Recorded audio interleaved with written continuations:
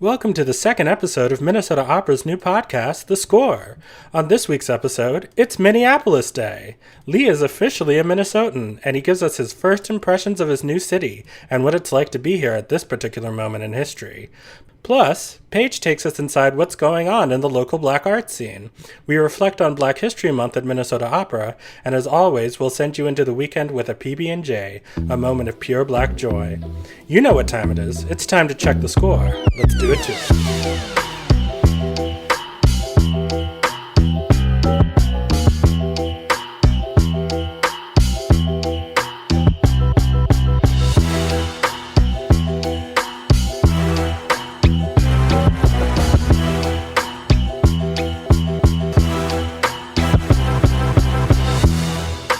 Hello, scorekeepers! It's episode 2 of The Score. What's going on? It is Rocky, and I'm here with my good friends and colleagues, Paige and Lee. How are y'all doing today? Hello, everybody. Greetings from Minneapolis. Yes! Yeah! You're I here! was just going to say, because I feel like, we didn't do this last time, and I feel like we should do it every time. But, I just want to acknowledge, of course, that we are recording on Dakota land. Yes. We are all here in Minneapolis and St. Paul, which means we're on Dakota land, traditional homeland of the Dakota people, land that's of really great cultural and spiritual significance that was once all kinds of varying Dakota cultures and villages before it was unjustly seized and those people were unjustly moved, and has also been home to Ojibwe people, to other Anishinaabe peoples for time. Who knows how long? Dakota people probably know how long. Very long before we were here is the point. Absolutely. Very long before we were here. So, we encourage you to learn about the indigenous folks where you are and who has stewarded the land before you were there. Absolutely. And on a personal note, we also want to acknowledge that for the first time, we're all recording on this land at the same time. So Lee, welcome to Minneapolis. How are you feeling? Thank you. Well, before it started snowing, I was feeling pretty great. Now I'm feeling kind of neutral, but... Well, that's going to happen a lot.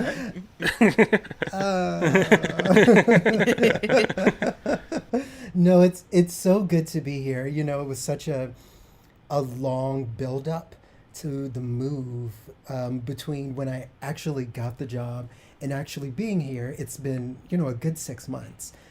So it's really exciting because it feels like I'm doing all of this in earnest now. So that part is really, really great. And I like the area a lot. The people have been very, very friendly. As I was mentioning before we started Minnesota recording, nice. My husband and I were out for a little walk yesterday, and we met an African-American gentleman who was super excited to see us here in the neighborhood. It was like that scene in The Color Purple where Celia and Nettie see each other across the field.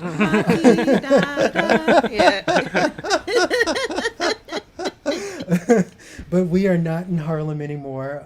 But that is quite all right, because it's great to be here in the North Loop. It's great to be here in the Twin Cities. And I'm so, so excited to be able to jump into this work in earnest with both of you and with everybody listening. So yay, we're very excited. And also, it's great to be in a huge apartment. And maybe this isn't a huge apartment by Minnesota standards, but coming outside of New York, I feel like I'm drowning in space. So that part is also... No, I mean, I feel you. When I moved here from DC, I was living in like a tiny little studio in Columbia Heights, paying $1,300 a month for the privilege. And now I'm just like here, we're like in like a house with like a basement and paying less on our mortgage than I was paying for that tiny little studio apartment. So That's I feel what you. I'm saying, man. Yeah. So it's been pretty fun. I will say I mean, first of all, getting a cat from New York How to did you do Minnesota was that? its own. How? So we had to go to the vet, right? Because Minnesota requires, if you're bringing an animal, you have to demonstrate the animal is, up to date on her, his shots, what Really? have you. So while Oh. we were Oh, there, we okay. did get a little drug, gabapentin, which it's an anxiety drug, and it's supposed to completely relax your cat. And we tried it out on her a few days before the flight. She was great. However, day of, she just wasn't having it. So like literally, the lift is outside of our apartment. We have all of our luggage. We're trying to put her into her carrier. Somehow, in her carrier, she gets out of her collar, then her leash, and then opens the carrier and runs out, literally with the Oh lift my god. outside. So, like, we're chasing her. We get her back in it, and of course, she acts a damn fool the entire flight. She's making noise, she's trying to get out. I mean, I guess in her defense, she's a cat, right? So she's been exactly 3 places in the last 10 years, and none of them was a plane. And a plane is probably I very would terrifying think. for an I'm animal, sure. but still, it was so embarrassing. Like, she was making so Oh. much noise. And then we get to the apartment, and she's very confused. She's never seen carpet before. Like, it's a lot going on. The washer and dryer scared the hell out of her, poor thing. My favorite part of the apartment is the washer and dryer, but Yeah. we're making do. We're making do, but we did make it. Most of our stuff isn't here, so this is why my voice is like bellowing off the walls because there's no furniture to absorb it. But in a couple of days, everything will be here. We will be normal people. I will have more than 3 outfits to rotate between. My camera will be off in every Zoom call, lest everybody think, wow, Lee has one shirt. I have more than one shirt. I just have Well, limited at least options you here. have, a washer dryer so you won't be musty in those three outfits.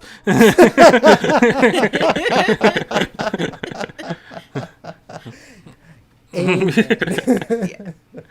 Well, that's awesome. That's exciting. We are so excited that you are here and we're all together in the same place. I mean, obviously over Zoom, like eventually, Right. like we'll be actually recording this in person, perhaps, or maybe not. Who knows?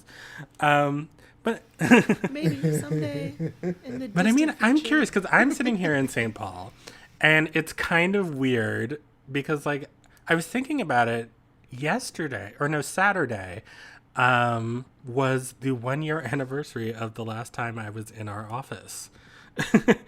Oh, wow. Yeah, it's so weird. Yeah. And, like, so I haven't even been to Minneapolis, I don't think, in like a year.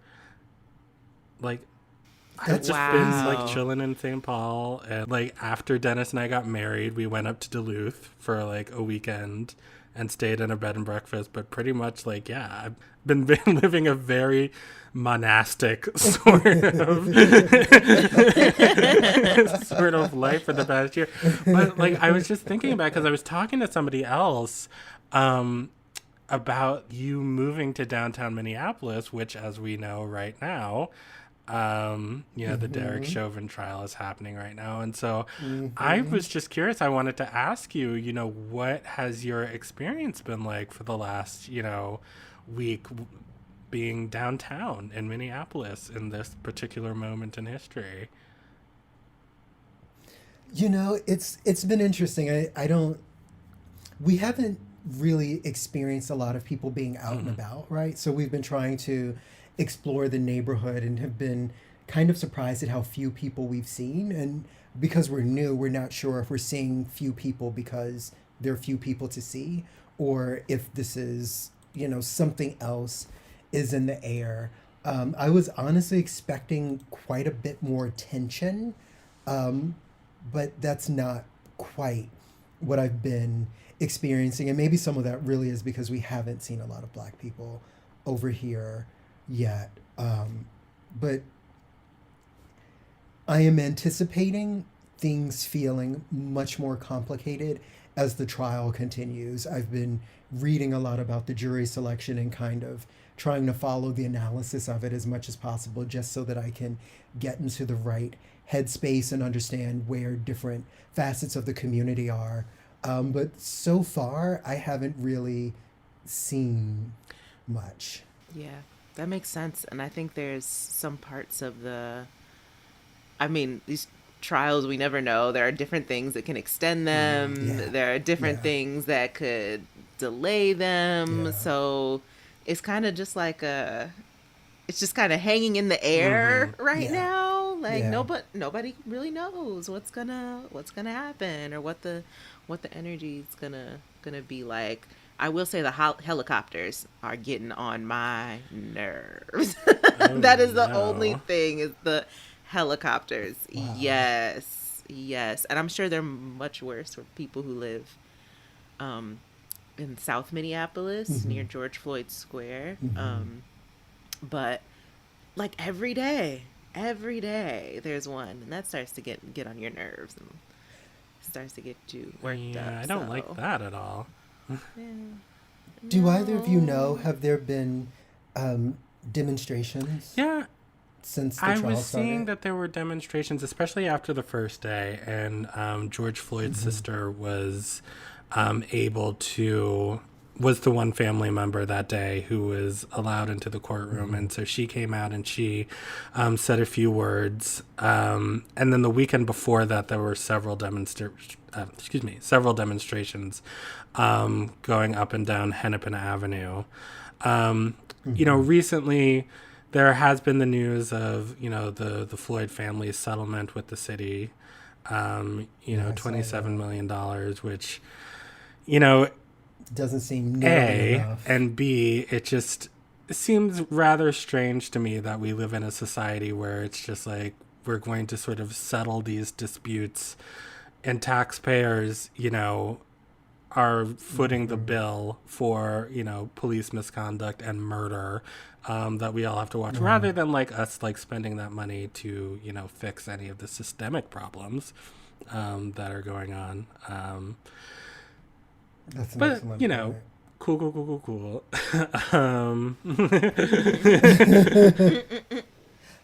I mean, we live in America, right? And it seems like if it's not a pecuniary solution, then people don't recognize it as a solution to like these kinds of issues. And I think you're exactly right.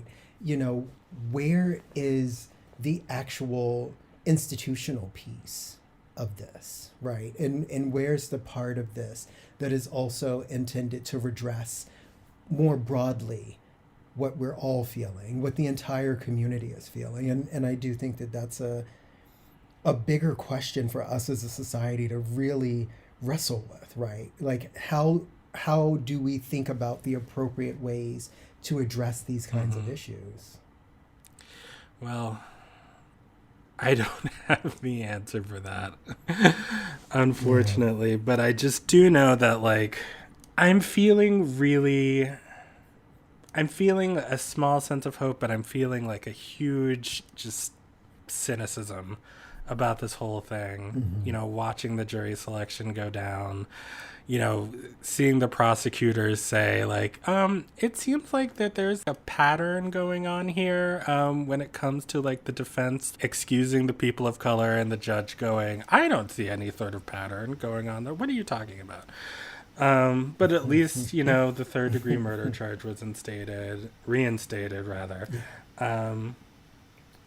So I don't know. I guess, like you said, you know, earlier, we're just going to have to sort of wait and see, because it does feel like there's this anticipation in the air.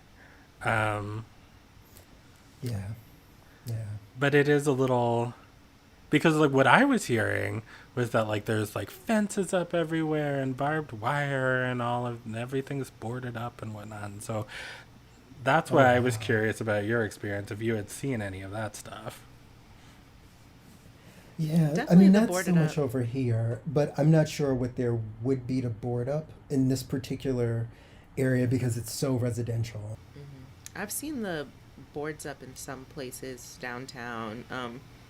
some people have had boards up since like Yeah. the summer. Jen never they took just him left down. them. And no, which is interesting.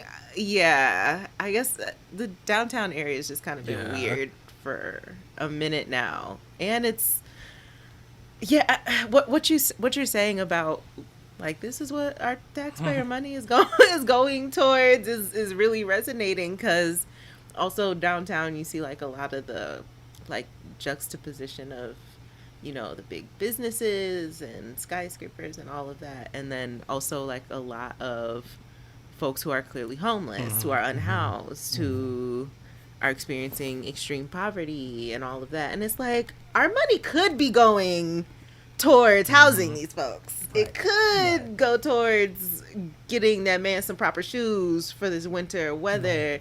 Yet we're watching, barbed wire go up to protect government buildings and stuff, and more money being allocated to policing. And I was like, where's our priorities here? So it's I think, and with the pandemic as well, and even more, so many people out of work, I think that's part of the tension that we're experiencing that's going on. That's like, oh, the city has money for all this, but it doesn't have money to take all the folks out of those encampments and give them actual housing. So that's just part of like the frustration. I think a lot of folks who don't live here, they see the obviously police brutality making national news, but not the more nuanced points that are happening locally, and what it's a myriad of reasons that people are frustrated, and rightfully so. Yeah, I think that's a great point about this. And beyond the local part of it, like I feel like this is fitting so neatly, like such an interesting representation of the broader conversations around defunding the police reform, and also reparations, right? Like what exactly is supposed to be happening right now to redress all of these things that were brought up last summer, right? And kind of now that we've had, 9 months of distance, it's starting to set into me, maybe this is going to be yet another instance where a bunch of stuff is swept under the rug, right? There was all of this attention happening from a much broader subset of the country than we usually see. And then we kind of ended up back in business as usual. And some of that's been the pandemic, right? Like we've actually had this extraordinary, once a century kind of distraction from it. But it is allowing itself to be a distraction from a set of issues that we cannot afford to turn our attention from, even for a little bit. And I think that's the piece that's becoming a little bit nerve-wracking for me, in terms of understanding what we're going to be able to do with the momentum. And for those of us who work in a certain kind of a space, how do we keep the attention on these issues that are so pressing when there are other kind of life and death things happening right now? So, if we were to frame this around what's keeping each of us up at night, this is definitely a thing for me, because I do worry that we will wake up. It will be the end of May. We will be marking our year anniversary, and we will not necessarily have advanced as far in the conversation as we should, let alone having actually thought through some real solutions, some tangible solutions to some things that are actually solvable. Well, I didn't want to dampen your arrival. I did not mean to do that. Welcome to Minneapolis. We're so happy that you're here. It's going to be great. You're going to be great. And it's snowing. Cue the snow.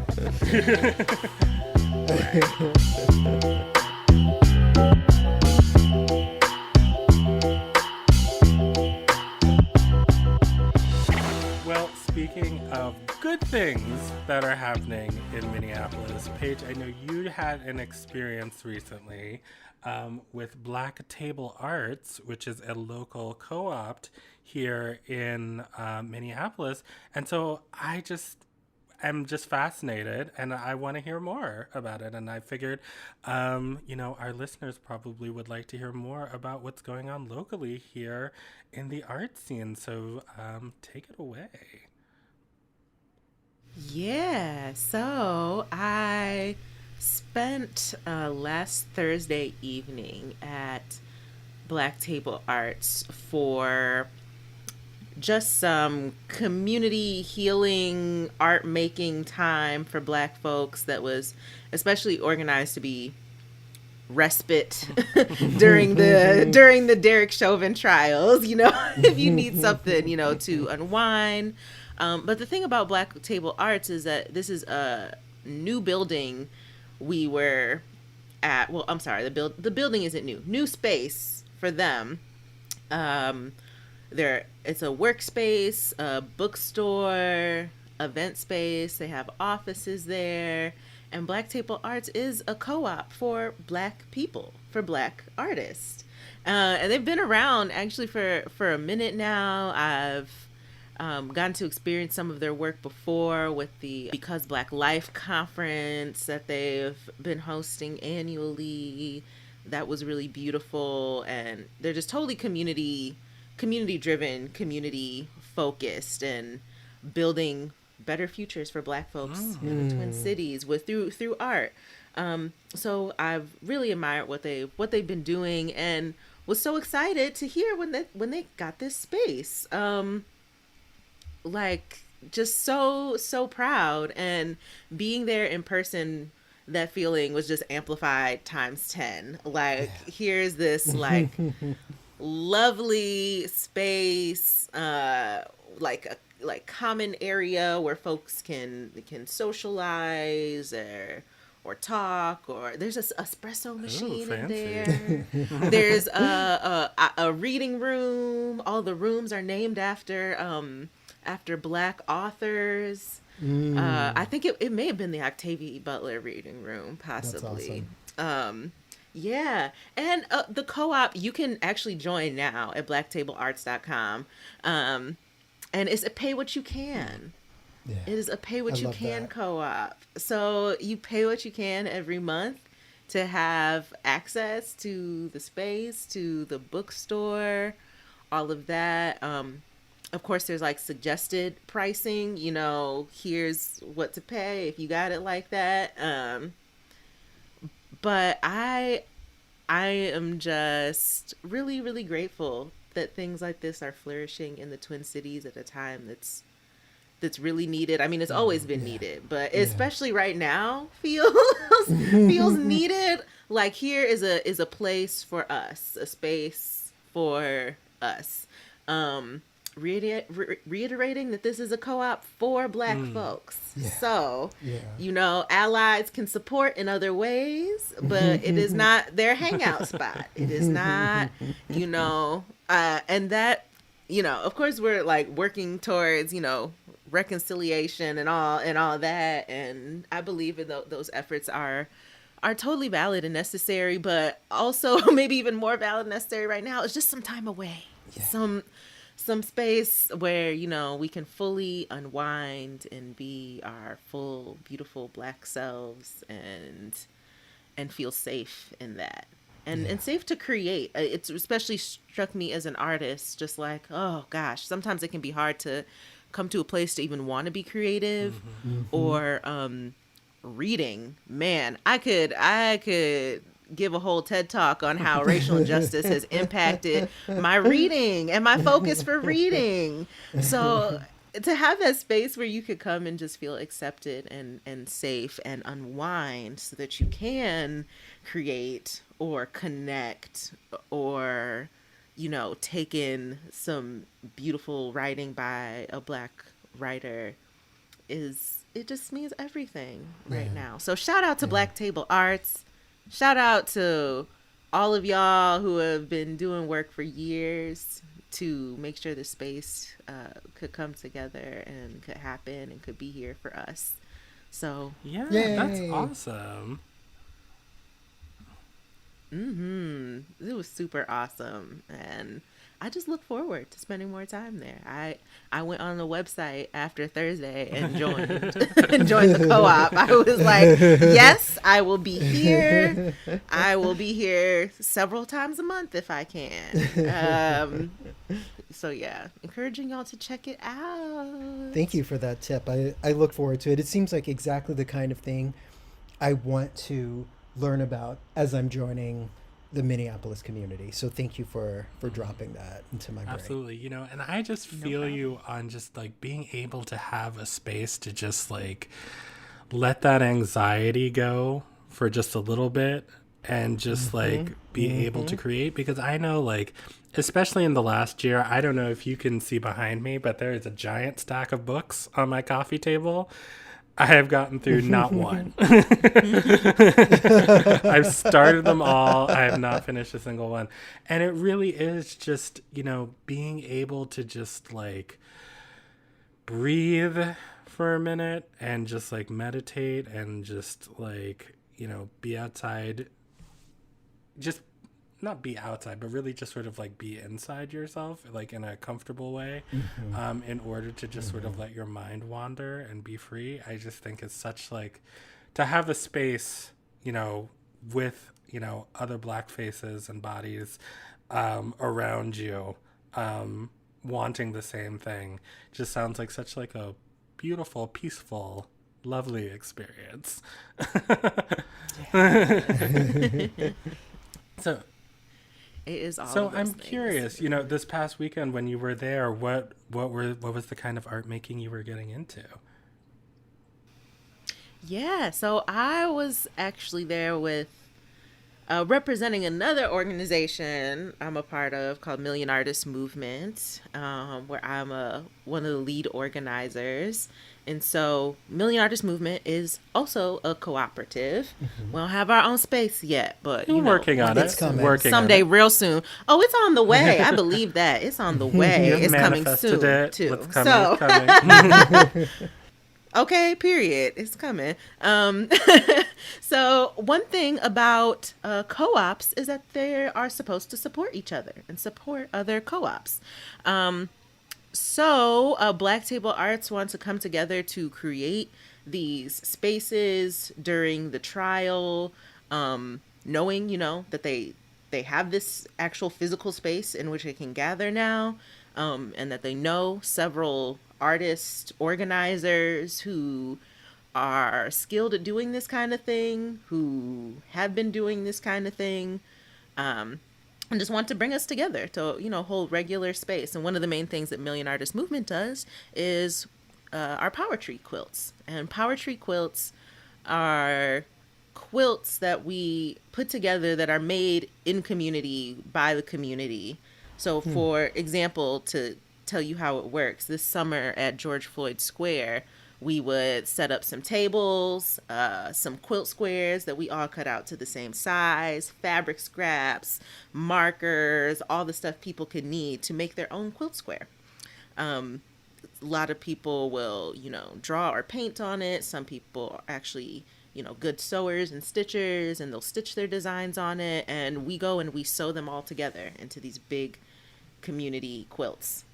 And those are made into like regular size quilts. Some are big long banners that we put up at protests. There's one up at the water protector site in Palisade, Minnesota right now, where they're fighting Line 3. That was beautiful to see one of our quilts hanging up in the trees that a bunch of people had all made. So I love quilting because, one, just the process is really calming. People taking whatever they're thinking or feeling at the time, and what's often, you know, it has some pretty emotional, tense moments, plenty. Not just this year, but even before that, the quilting was started, and, you know, like when Jamar Clark was murdered, when Philando Castile was murdered, the quilts continue to hold us down. You know, we show up with them in community and we put them together as community. Yeah, and also shout out to Mother's Thelma Buckner, a community elder, and her quilt shop, because she is the one who taught us how to do it and to put them together. And to this day, her quilt shop is still used to put them together. So I have to mention her because she's been so important to the history and the long legacy of Black quilt makers before that, who were quilting for freedom, who or projects like the AIDS quilting project, like we're in the legacy of all of that. So yeah, had to shout out the history as well. So that's what we were doing on Thursday, and we'll continue to do each Thursday. I plan to be there this month. That's really awesome. I love the cultural and the historical elements of that, and also the way that it reflects this sort of passing of generational knowledge, right? And I think that that's always been such a key part of how Black people have navigated this country in the hard ways and in also the more positive ways. So I absolutely love hearing that. Thank you for sharing that, Paige. Absolutely. You're welcome. I love to talk about quilting. Anytime. I'm like, oh, you want me to tell you about it? Sure. Here's a whole spiel. Well, we'll have to. I can't wait to see, some of the quilts that are produced from this, and just shout out to Black Table Arts and Million Artists Movement and Miss Thelma. Yes. So y'all check it out, blacktablearts.com, is that right? Blacktablearts.com. Boom.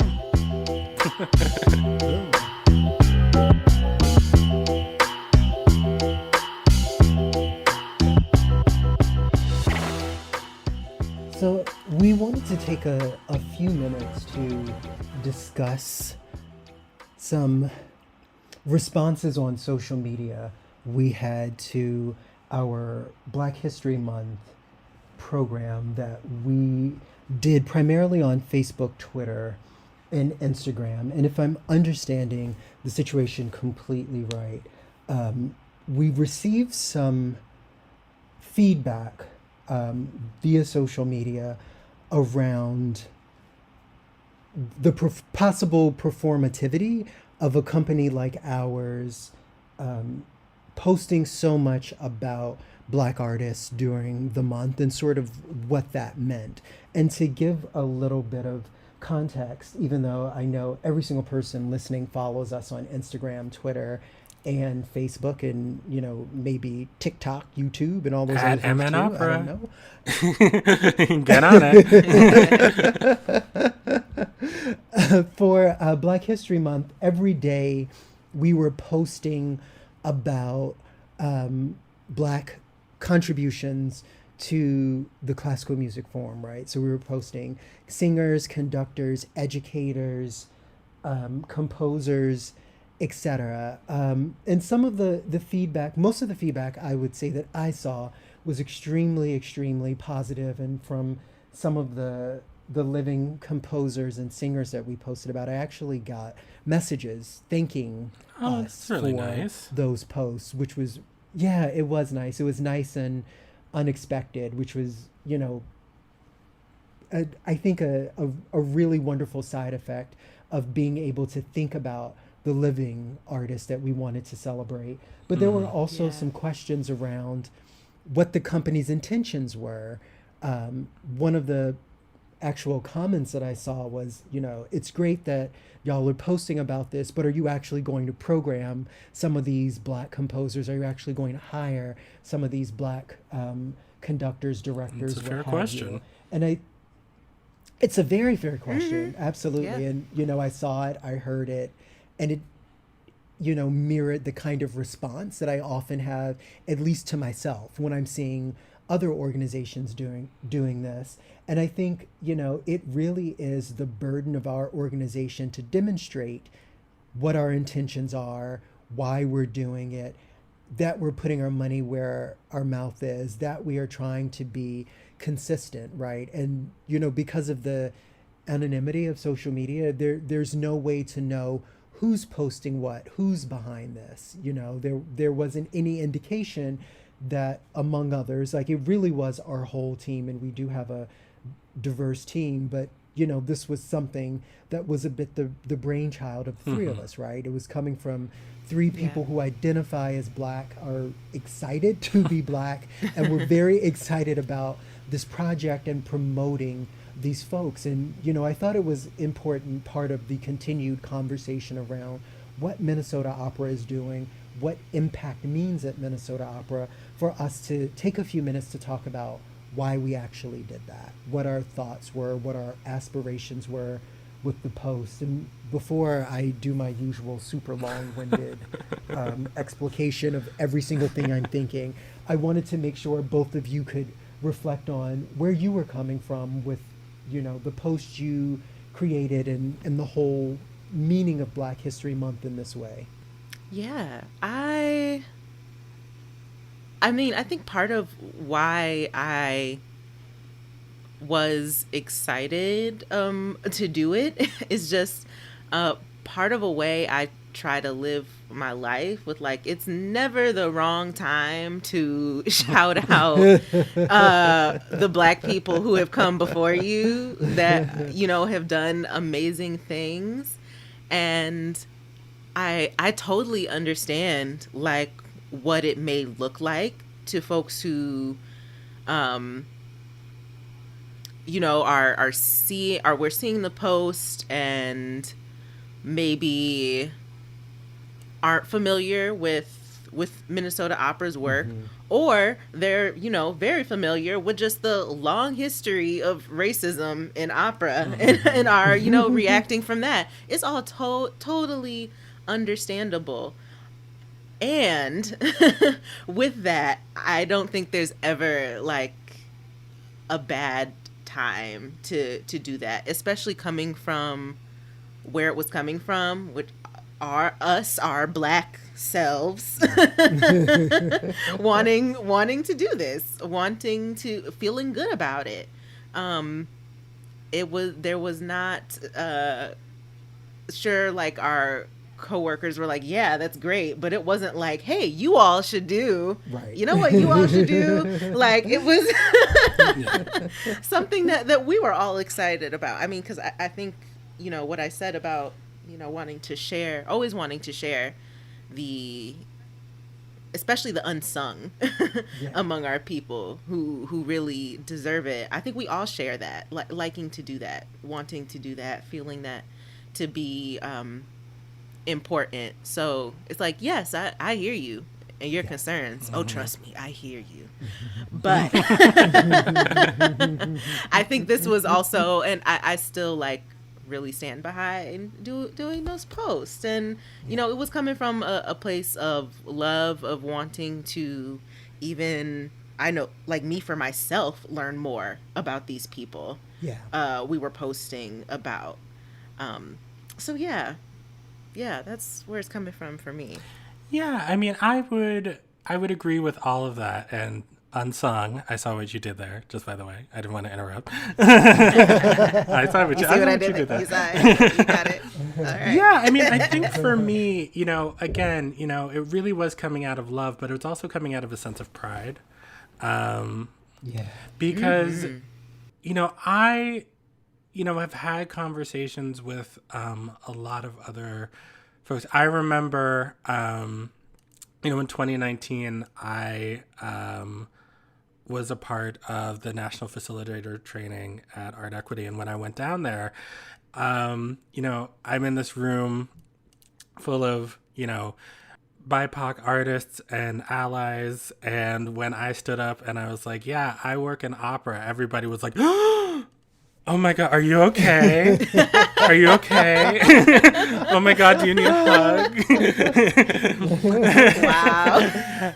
And, it really like threw into just sort of like stark relief that like, there is this like incredible Black history, specifically when it comes to opera, and like all of these people who in the past and in the present and certainly, hopefully well into the future, who have really taken this art form and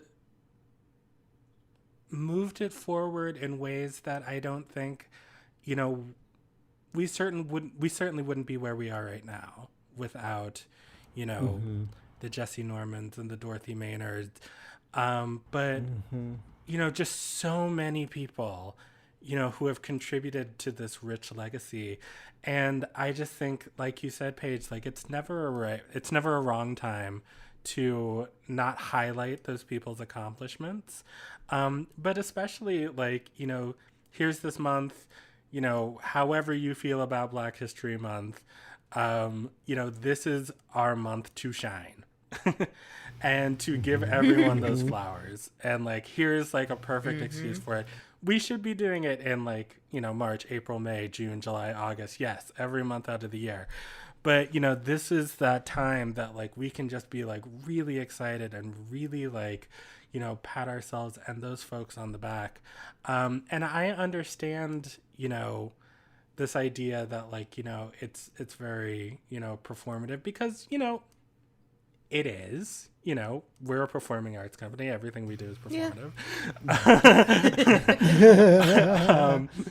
But like at the same time, like, I mean, I absolutely 100% get it. And I've even like felt the same way, but I think there's a difference between like, Citibank throwing frisbees out at the Pride Parade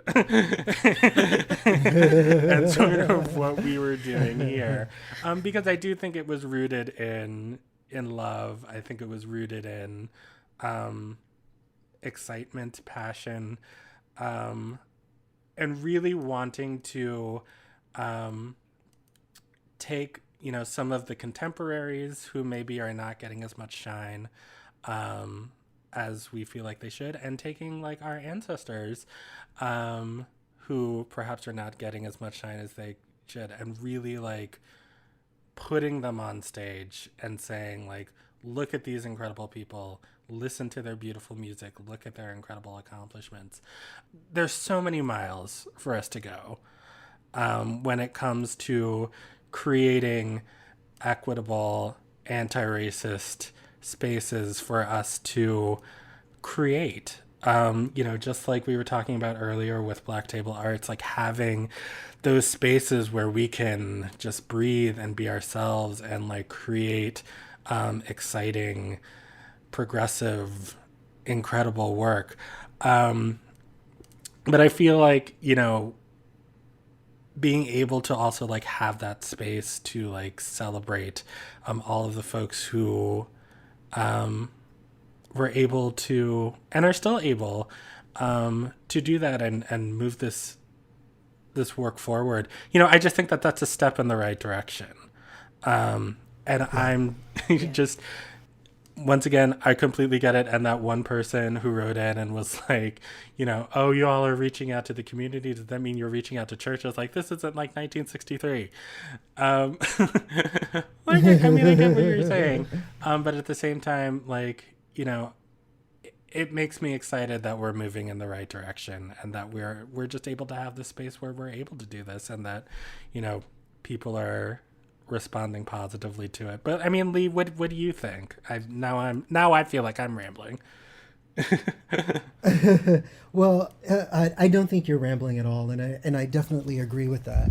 I am an historian of Black performance, right? So I literally wait all year for February so that the things that are usually non sequiturs are actually like right on topic in every conversation. And I was super excited about Black History Month for that reason. And I was also so proud of how the work that the two of you plus Pablo and Rebecca from our team really came together and created something really, really nice that I think reflected the breadth of contributions that Black people have made to this art form, which, you know, as we say around here, doesn't always love us back. And just really quick, I just also let's make sure we shout out our comms team, and especially Severin, because he did an amazing job too. Yeah. So, sorry, Absolutely. keep going. Sure. And I think the other piece of this, though, no one owes us the benefit of the doubt. And it is not for Black people in particular to have this expectation that predominantly white institutions have their best interest in mind, because that is not what history has taught us, right? And I am invested in proving to people that we are here to do a different kind of work, perhaps that has been done in the past, and earning people's trust. And even if some of these folks never are converted to audience members, I at least hope to demonstrate that we do have a commitment to the issues that we talk about, and we are going to demonstrate, you know, artistically and programmatically that we are an anti-racist, anti-oppressive organization, right? And our social media is just one small way, but it's an important way, because that is how we can reach out to new audiences. And I'm grateful for the feedback, and I'm grateful for the reminders of how much work we have to do to undo what has been done. And I think of this podcast sort of, in the same vein, that hopefully, like, I'm sure we'll get, feedback. I'm sure I'll say something ridiculous at some point and get us all into trouble.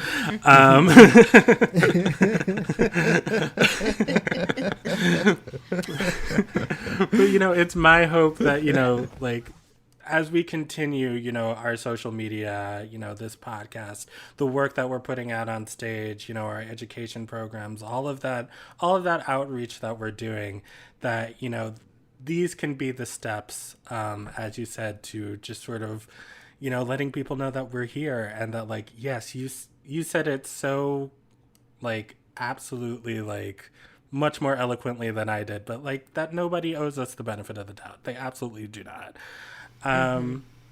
But, it's my hope that, like, through all of these, ways that we are attempting to sort of impact, our community and make these changes, that, like, hopefully, like, it starts, a movement in the right direction. And that people really sort of see the work that we're doing and feel like that they can, they have a place here in our spaces, and that we're building that trust. And as a part of that, communicate with us. Yes. Like we want the feedback. We want to know how this is landing. And I think this work can be successful if it's a conversation, right?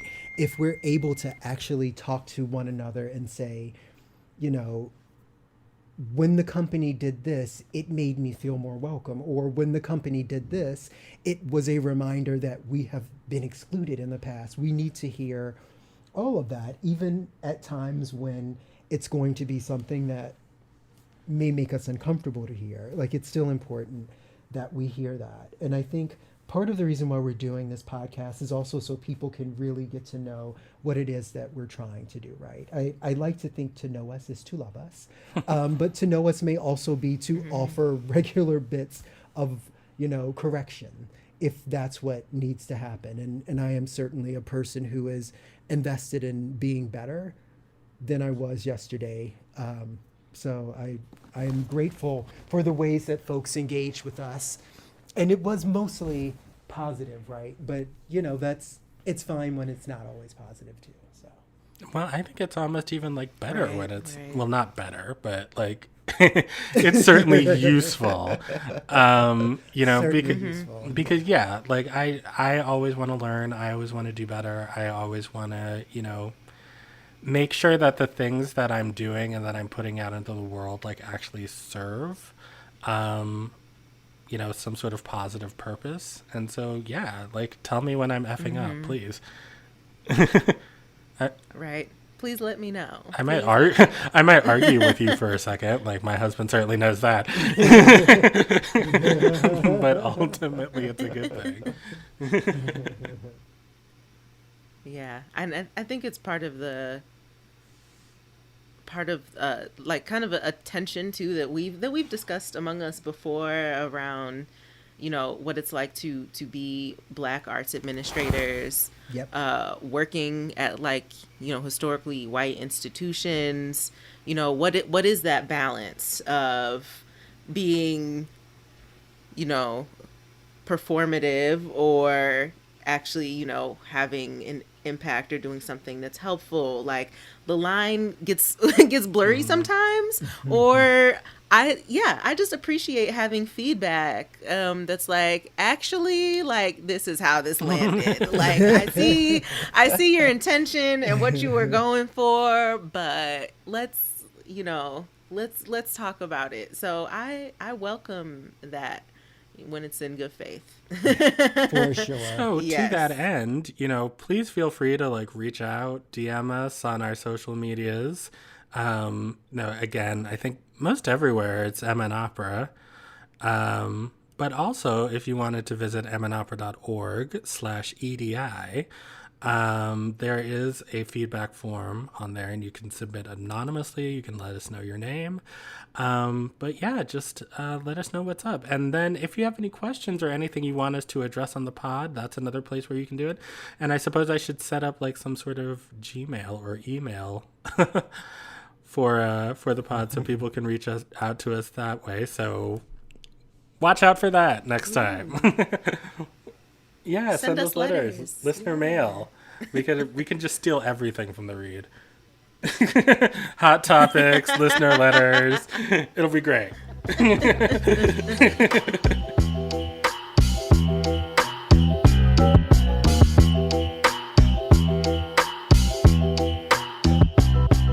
And so we're back. It's time for our final segment of the show, our little PB&J, a little pure Black joy, a little snack for your soul. And we were just talking about it, and like each of us has like 5 of them, and I just think like that's awesome because, you know, right now there is so much of the opposite of pure Black joy sort of going on, especially in our community here in the Twin Cities. So to have like so many moments of joy to fill our souls up, I just think is just incredible and lovely and wonderful.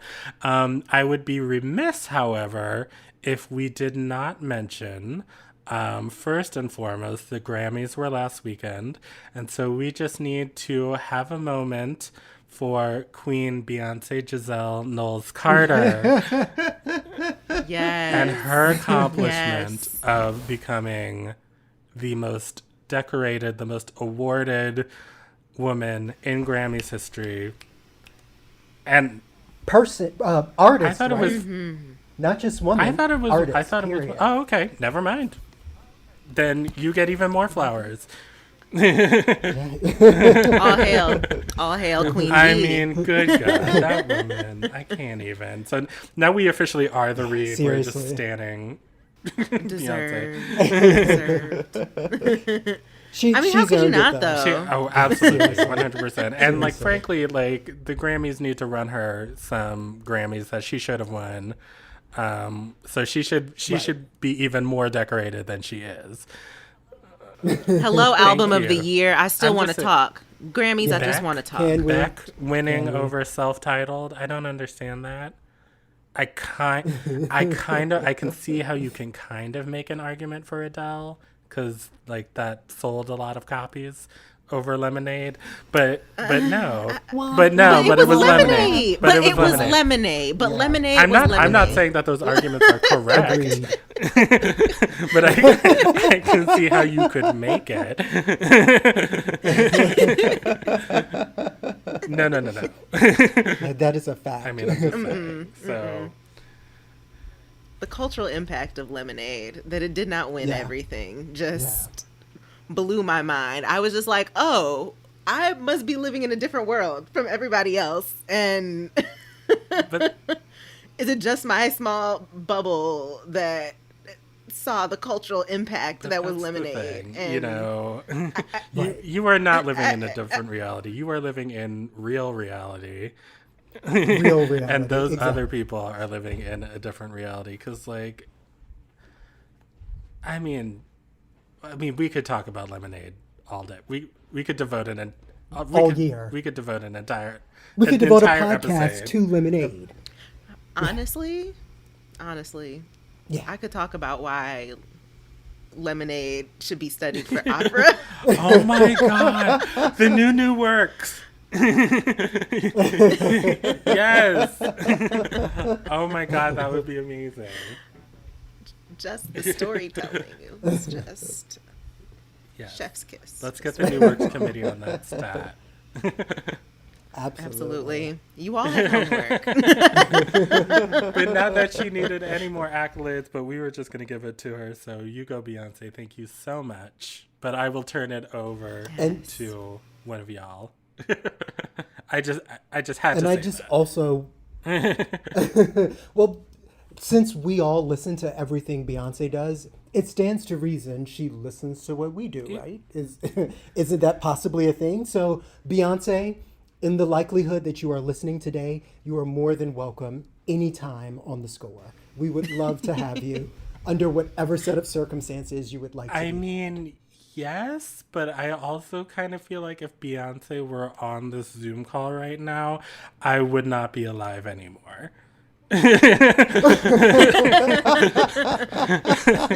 I don't know. But okay. I was gonna say, who's gonna be functional enough to do the interview? Who's actually gonna be able? It would just be an hour of screaming. And I don't know if our listeners would like that, although they like opera, so.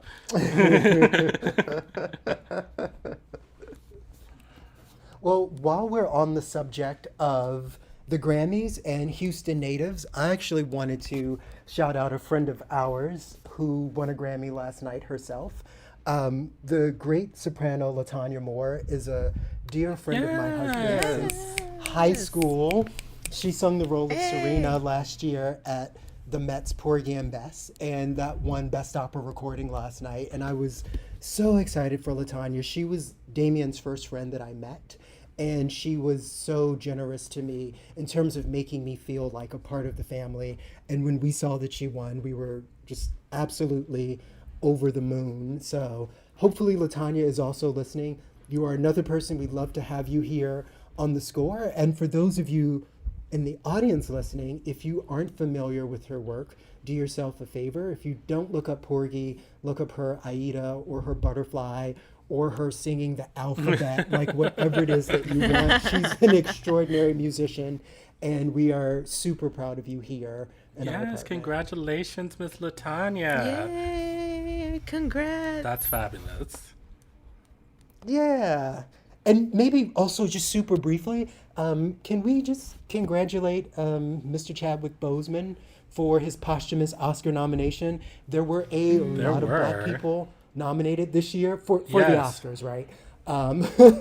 And like Issa Rae, I am going for everybody Black, but I'm also going for everybody Asian. And I did notice that Minari and the fantastic Chloe Zhao, who directed Nomadland, were also nominated. And it was such a joy to see a woman of color nominated for directing. She's the front runner. Also seen, she is. And I wish I had seen Regina King's name on that list. Note to the Academy members, but she will direct again, and you will have the chance to rectify that. She stays working, yes. She really Give her does. her things. Give her her I things. have loved Regina King since I was like 5 years old watching 227. And her recent successes just make me so happy to see someone who I've spent my entire life admiring their work really coming into the level of acknowledgement that she deserves. So congratulations to all the Oscar nominees, but especially those folks of color who traditionally are overlooked. I was happy to see so many of us not overlooked. Yes, I mean, Oscar, not so white this year, thank God. Knock wood. You know, Knock we wood. still have Knock wood. a month to... Paige, did you have one? Oh, well, besides Black Table Arts, I think Black Table Arts was really my main one. Just like shout out to, oh, you know what? I do have another Black Joy. I knew you did. I sure do. Of course. There's always black joy. If you just look for it. If you just look for it. That's all. It's always within reach. But yeah, one of my black joys is from a piece of performing arts that I was actually a part of.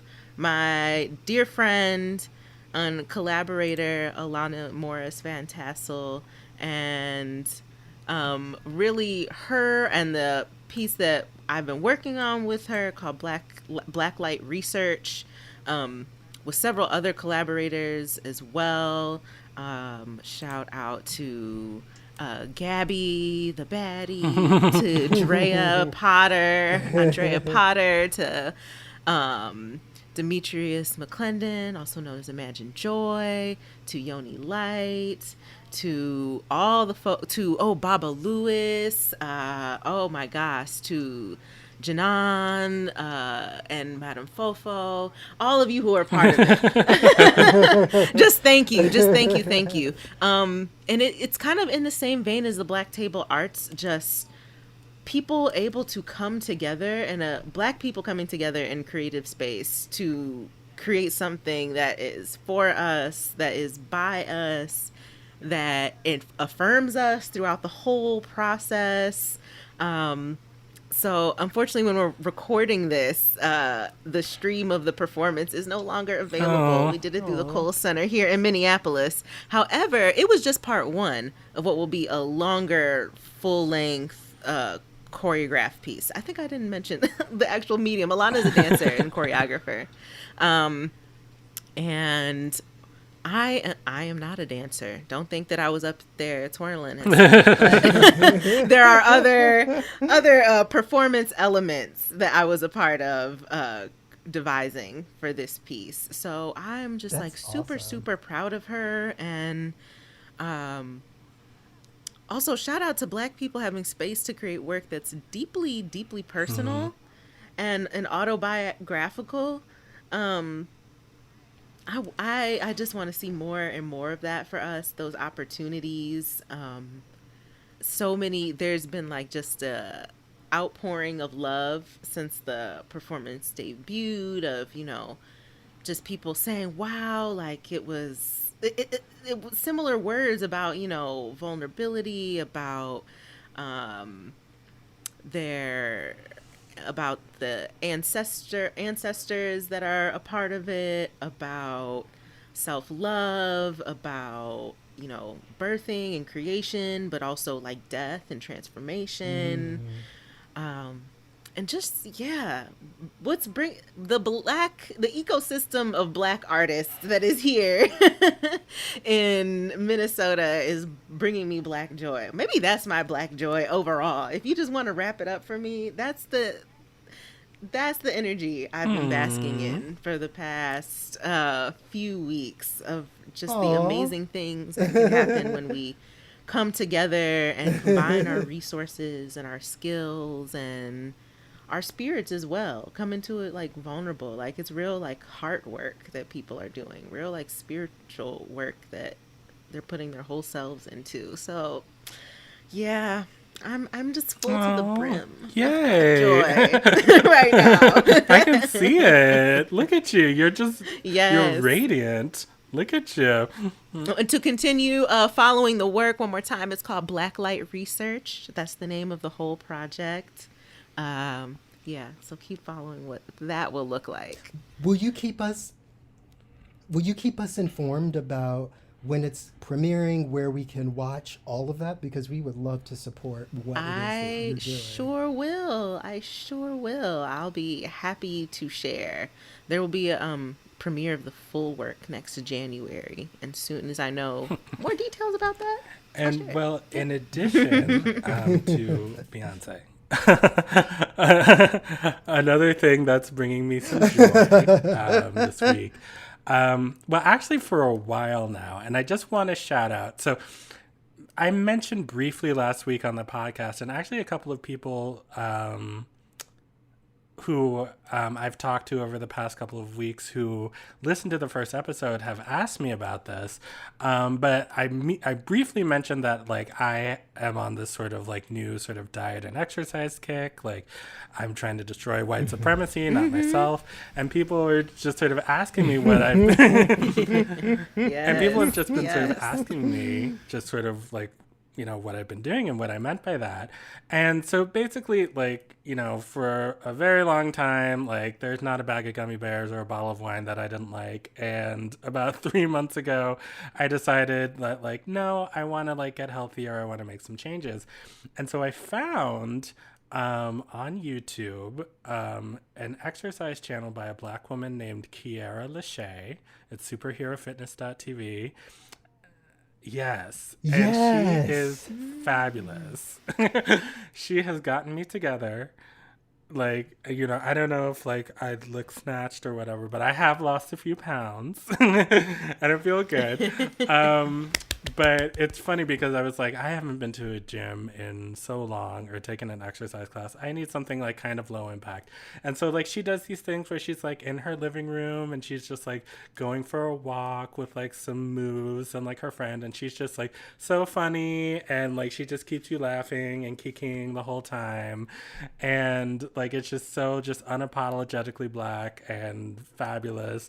And then I was like, well, let me, like, you know, up it a notch and, like, take her kickboxing class. And she's like, go, move, don't you give up, don't you. And I was just like, oh my God, yeah. But it was good. And I felt good. And it just felt great to, like, go out there and, like, support, like, Black creators who are creating, you know, in spaces that are so much, you know, so different than, like, my everyday. But, like, just, you know, making people healthy, making people sweat, making people shine. And so go check out Superhero Fitness TV because she's fantastic. That she is. There's a vlogger, Brittany Bondi, whom I absolutely adore, who turned me on to Kiara Lachey, and I have to agree with all of that. I'm not ready for kickboxing, I don't though. know what Not possessed yet, me. but I'm working my way But I've up. done it a couple times now. I hurt my side, so I had to stop for a week. But